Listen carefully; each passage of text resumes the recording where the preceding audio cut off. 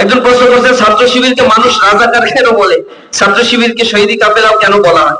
ছাত্র শিবিরের জুলাই আন্দোলনের আগ পর্যন্ত 234 জন ভাইয়ের শাহাদাতের ঘটনা ঘটেছে এই জমিনে, এবং জুলাই আন্দোলনেও অসংখ্য ভাইয়ের শাহাদাতের ঘটনা ঘটেছে ইসলামী ছাত্র শিবিরের, এই জন্য এটাকে শহীদ কাফেলা বলা হয়। আর রাজাকার কেন বলে সেটা আপনারাই ভালো জানেন। আমাদেরকে যারা রাজাকার বলে, আমি শুনছি যে অপোনেন্ট পার্টির লোকজন যাদের সাথে আগে আমাদের খুব সখ্যতা ছিল, বন্ধুপ্রতিম, তারাই আমাদেরকে রাজাকার বলে। আমার জন্ম হচ্ছে মানে 20-এর দশকে, আর আমার বলে রাজাকার। আমার কিন্তু নাগরিকত্ব এই বাংলাদেশের, আমি জন্মগ্রহণ করছি এই বাংলাদেশে। ছাত্র শিবিরের সবাই বাংলাদেশের নাগরিক, ভারতের নাগরিক না, অথবা পাকিস্তানের না। আর যারা আমাদেরকে রাজাকার বলে তাদের পাসপোর্ট, এরপরে ভিসা টিসা, এগুলো খোঁজ খবর করে দেখবেন, তারা হচ্ছে মূলত পাকিস্তানের নাগরিক ছিল, কারণ তখন বাংলাদেশ স্বাধীন হয় না। তো বাংলাদেশ যখন স্বাধীন হয় নাই, তার আগে যাদের জন্মগ্রহণ তারা তো পাকিস্তানের নাগরিক।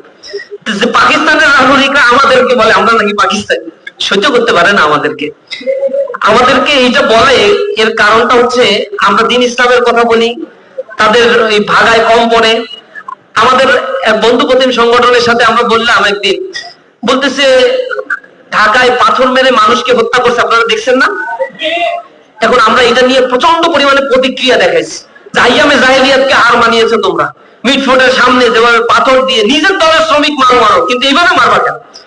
তখন তারা এর প্রতিক্রিয়ায় আমাদেরকে রাজাকার, আলবদর, আসাম, মুক্তিযুদ্ধ বিরোধী, স্বাধীনতা বিরোধী এইসব ট্যাগ দেওয়া শুরু করেছে। আমি তাদের একজনকে জিজ্ঞাসা করলাম যে ভাই, তোমরা একটা অন্যায় করছো, আমরা প্রতিবাদ করছি, তোমরা আমাদেরকে উলট পালট কথা বলতেছো কেন? আপনারা এগুলো বলবেন কেন? আপনাদের কাউরে মারা হয়েছে, আমাদের আমরা মারছি, তাতে কি হয়েছে? নিজেরা নিজেরা মারবে, যখন আপনি অন্যায়ের বিরুদ্ধে কথা বলবেন আপনাকে রাজাকার বলবে।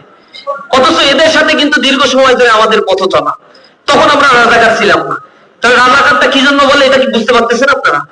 রাসূলের সময় রাসূলকে বলা হইতো উনি হচ্ছে গণক, উনি হচ্ছে জাদুকর, উনি হচ্ছেন কবিয়াল। আল্লাহ রাসূলকে এগুলো বলতো, রাসূল খুব মন খারাপ করতো। রাসূলের এই প্রশ্নের মানে তাদের অভিযোগের পরিপ্রেক্ষিতে রাসূলের কোনো উত্তর দিতেন না, উত্তরটা দিত আল্লাহ স্বয়ং নিজে। আল্লাহ রাব্বুল আলামিন বলতো যে তোমার সাথে যে বন্ধুরা সাথীরা রয়েছে, ওমা সাহিবুকুম বিমাজনুন, তিনি পাগল নয়, তিনি গণক নয়, তিনি জাদুকর নয়। কে পাগল, গণক, জাদুকর অতি সত্বর তোমরা জানতে পারবা। এগুলো কেন বলা হতো? কারণ ইসলামকে দুর্বল করার জন্য ট্যাগিং দেয়। কারণ ইসলামী ছাত্র শিবিররা বলতে পারে না যে ওরা ধর্ষক, বলতে পারে।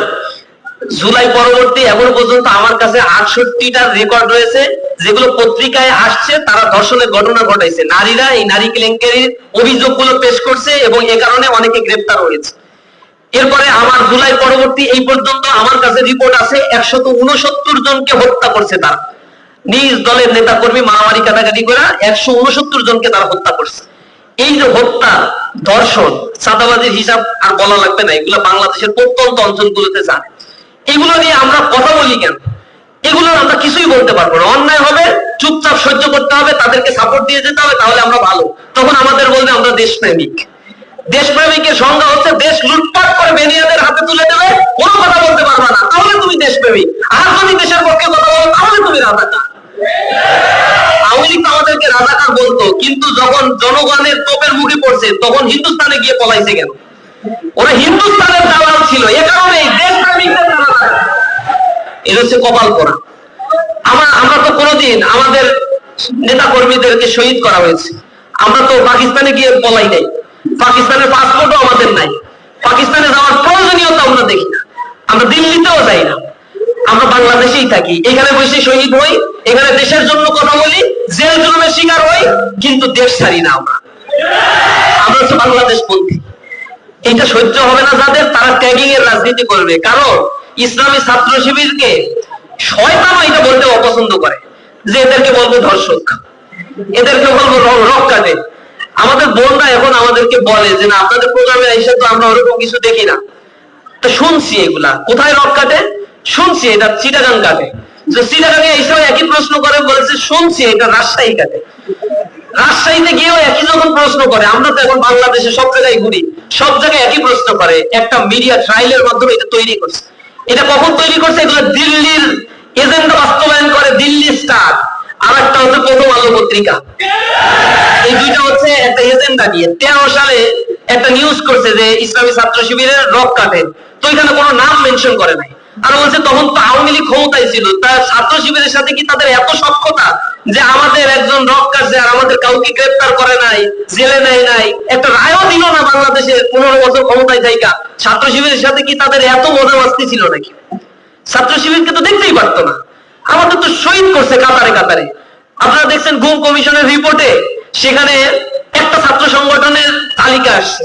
গুম কমিশনের রিপোর্ট আপনারা দেখছেন, তালিকায় প্রথম নাম আসছে বিএমপি। সেখানে বিএমপি, ছাত্র দল, তাঁতি দল, যুব দল, শ্রমিক দল, মূল বিএমপি, এগুলো সব মিলে দিলে 35% গুমের শিকার। দ্বিতীয় অবস্থান দিছে একটা ছাত্র সংগঠন, নাম বাংলাদেশ ইসলামী ছাত্র শিবির, 31% গুমের ঘটনা সেখানে উল্লেখ করছে তারা। এরপরে আছে জামাত ইসলামী 25%। আর কোন ছাত্র সংগঠন টোটাল লিস্টের মধ্যেই নাই গুমের ঘটনায়। একটা ছাত্র সংগঠনকে শেষ করার জন্য আয়নাঘর প্রস্তুত করছে, বিদেশে আমাদের ভাইদেরকে জোরপূর্বক যেতে বাধ্য করছে, শিক্ষা জীবন ধ্বংস করে ছাড়ছে। এরপরেও ইসলামী ছাত্র শিবির দমিত হয় নাই। 5 আগস্ট পরবর্তী প্রতিটা ক্যাম্পাসে ইসলামী ছাত্র শিবির বীর দর্পে মাথা উঁচু করে দাঁড়াতে সক্ষম হয়েছে, আলহামদুলিল্লাহ।